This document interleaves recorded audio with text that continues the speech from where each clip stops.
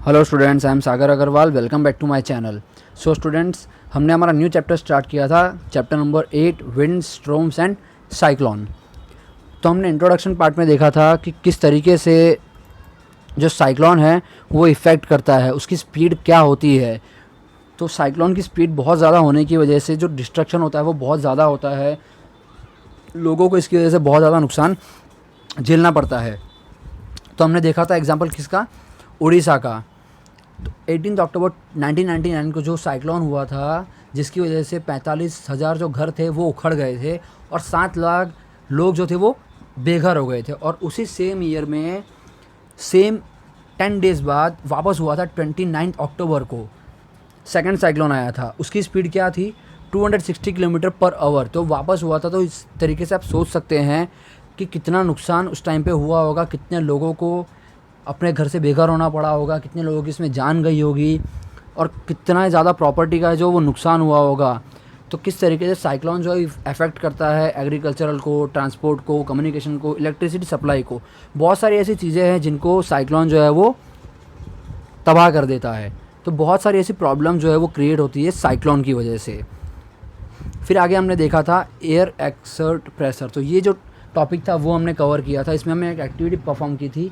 वो एक्टिविटी आपको मैंने परफॉर्म करने के लिए बोली थी। जो कैन वाली एक्टिविटी थी या फिर बॉटल वाली जो एक्टिविटी थी वो मैंने आपको परफॉर्म करने के लिए दी थी। किस तरीके से आपको उसे परफॉर्म करना था और आपको ये पता चलेगा उससे कि जो एयर है वो किस तरीके से प्रेशर एक्सर्ट करता है। तो ये चीज़ हमने लास्ट जो हमारा टॉपिक था उसमें देखा था। फिर हमने देखा था wind current are generated due to the uneven heating on the earth. उसमें हमने पढ़ा था uneven heating between the equator and the poles. तो अनइवन हीटिंग किस तरीके से जो हीटिंग होती है, जो हीट प्रोसेस होता है वो किस तरीके से होता है इक्वेटर और एक पोल के बीच में। जो हमारा आज का टॉपिक है वो हम इस वीडियो में कवर करेंगे।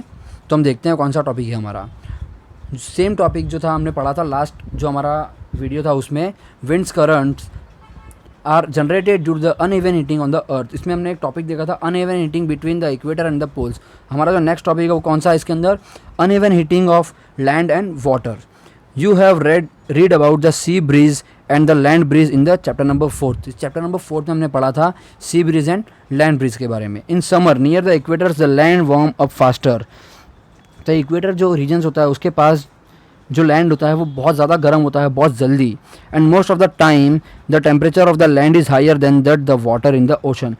तो टेम्परेचर जो होता है लैंड का वो बहुत ज़्यादा हाई होता है ओशन के मुकाबले वाटर के मुकाबले।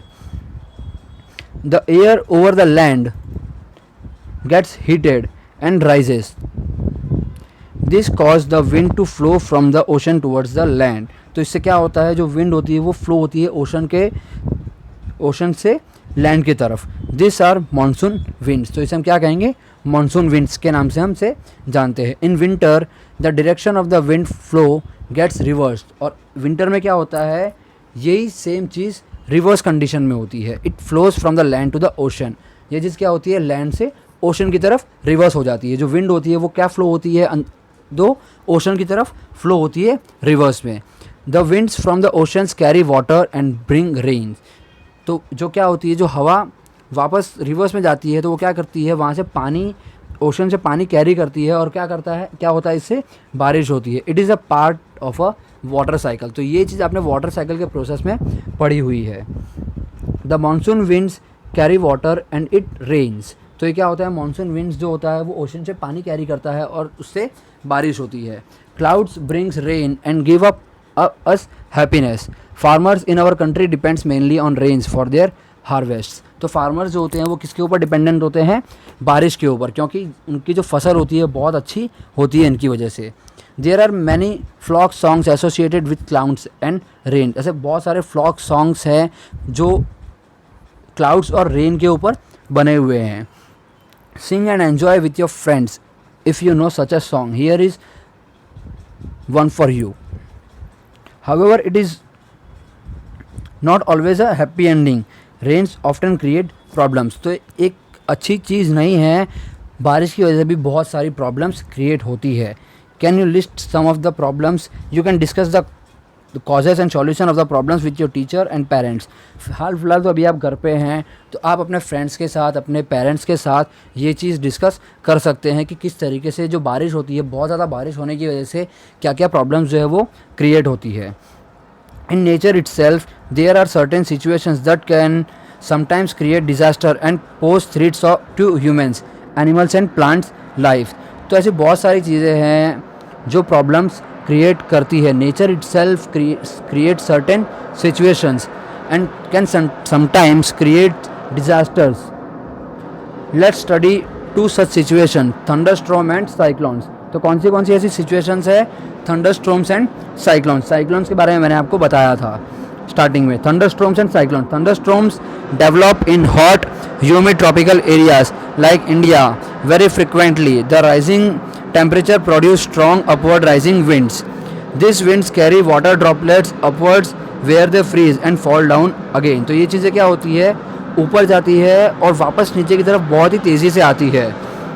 The Swift movement of the falling water droplets along with the rising air create lightning and sound. It is this event that we call a thunderstorm। इसे हम क्या कहते हैं, thunderstorm। You will read about lightning in higher classes। तो आगे आप next class में जाएंगे तो आप thunderstorm के बारे में या lightning के बारे में डीपली पढ़ेंगे।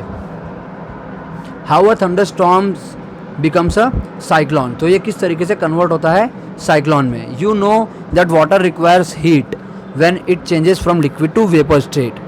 Does the water give back heat when vapor condenses into liquid? Can you recall any experience to support this? तो हम इसमें आगे बढ़ते हुए देखते हैं।